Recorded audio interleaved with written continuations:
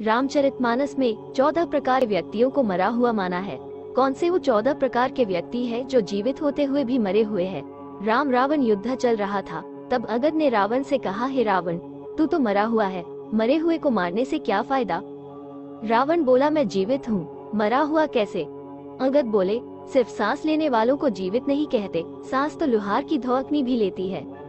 कौल काम बस कृपिन विमुड़ा, अति दरिद्र अजसी अति बुरा, सदारोग बस संतत क्रोधी, विष्णु विमुख श्रुति संत विरोधी, तनुपोषक निंदक अखानी, जीवत शव सम 14 प्राणी। पहला मृत व्यक्ति जो कामवश होता है, जो व्यक्ति अत्यंत भोगी हो, काम वासना में लिप्त रहता हो, जो संसार के भोगों में उलझा हुआ हो, वह मृत समान है। जिसके मन की इच्छाएं कभी खत्म नहीं होती और जो प्राणी सिर्फ अपनी इच्छाओं के अधीन होकर ही जीता है, वह मृत समान है। वह अध्यात्म का सेवन नहीं करता है, सदैव वासना में लीन रहता है। दूसरा मृत जो वाममार्गी है, जो व्यक्ति पूरी दुनिया से उल्टा चले, जो संसार की हर बात के पीछे नकारात्मकता खोजता हो, नियमों, परंपराओं और लोक व्यवहार के खिलाफ चलता हो, वो वाममार्गी कहलाता है। ऐसे काम करने वाले लोग मृत समान माने गए हैं। तीसरा जो कंजूस है, अति कंजूस व्यक्ति भी मरा हुआ होता है। जो व्यक्ति धर्म कार्य करने में, आर्थिक रूप से किसी कल्याणकारी कार्य में हिस्सा लेने में हिचकता हो, दान करने से बचता हो, ऐसा आदमी भी मृतक समान ही है। चौथा जो अति दरिद्र है, गरीबी सबसे बड़ा श्राप है। जो व्यक्ति धन, आत्मविश्वास, सम्मान और साहस से हीन हो, वो भी मृत ही है। अत्यंत दरिद्र भी मरा हुआ है। गरीब आदमी को दुकारना नहीं चाहिए, क्योंकि वो पहले ही मरा हुआ होता है। दरिद्र नारायण मानकर उनकी मदद करनी चाहिए। पांचवा जो विमूढ़ है, अत्यंत मूढ़ यानी मूर्ख व्यक्ति भी मरा हुआ ही होता है। जिसके पास बुद्धि विवेक न हो, जो खुद निर्णय न ले सके, यानी हर काम को समझने या निर्णय लेने में किसी अन्य पर आश्रित हो, ऐसा व्यक्ति भी जीवित होते हुए मृतक समान ही है। मूढ़ अध्यात्म को नहीं समझता। छठा जो अजसी है, जिस व्यक्ति को संसार में बदनामी मिली हुई है, वह भी मरा हुआ है।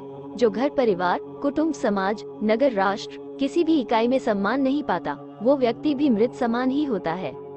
सातवां जो सदा रोगवश है, जो व्यक्ति निरंतर रोगी रहता है, वो भी मरा हुआ है। स्वस्थ शरीर के अभाव में मन विचलित रहता है, नकारात्मकता हावी हो जाती है, व्यक्ति मृत्यु की कामना में लग जाता है।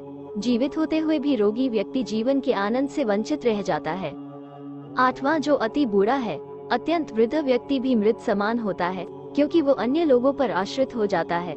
शरीर और बुद्धि दोनों अक्षम हो जाते हैं। ऐसे में कई बार वो स्वयं और उसके परिजन ही उसकी मृत्यु की कामना करने लगते हैं, ताकि उसे इन कष्टों से मुक्ति मिल सके। नौवां जो सतत क्रोधी है, 24 घंटे क्रोध में रहने वाला व्यक्ति भी मृतक समान ही है।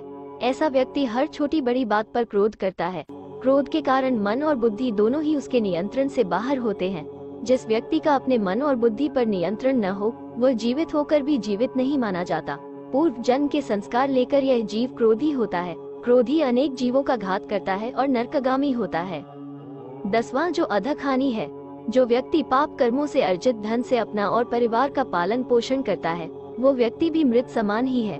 उसके साथ रहने वाले लोग भी उसी के समान हो जाते हैं। हमेशा मेहनत और ईमानदारी से कमाई करके ही धन प्राप्त करना चाहिए। पाप की कमाई पाप में ही जाती है और पाप की कमाई से नीच गोत्र, निगोद की प्राप्ति होती है।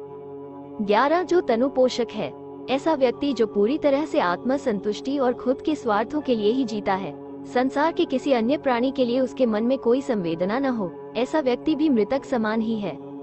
जो लोग खाने पीने में, वाहनों में स्थान के लिए, हर बात में सिर्फ यही सोचते हैं कि सारी चीजें पहले हमें ही मिल जाएं, बाकी किसी अन्य को मिले न मिले, वे मृत समान होते हैं। ऐसे लोग समाज और राष्ट्र के लिए अनुपयोगी होते हैं। शरीर को अपना मानकर उसमें रत रहना मूर्खता है, क्योंकि यह शरीर विनाशी है, नष्ट होने वाला है। 12वां जो निंदक होता है, अकारण निंदा करने वाला व्यक्ति भी मरा हुआ होता है, जिसे दूसरों में सिर्फ कमियां ही नजर आती हैं। जो व्यक्ति किसी के अच्छे काम की भी आलोचना करने से नहीं चूकता है, ऐसा व्यक्ति जो किसी के पास भी बैठे तो सिर्फ किसी न किसी की बुराई ही करे, वो व्यक्ति भी मृत समान होता है। पर निंदा करने से नीच गोत्र का बंध होता है। 13वां जो परमात्म विमुख हो, जो व्यक्ति ईश्वर यानी परमात्मा का विरोधी है, वह भी मृत समान है।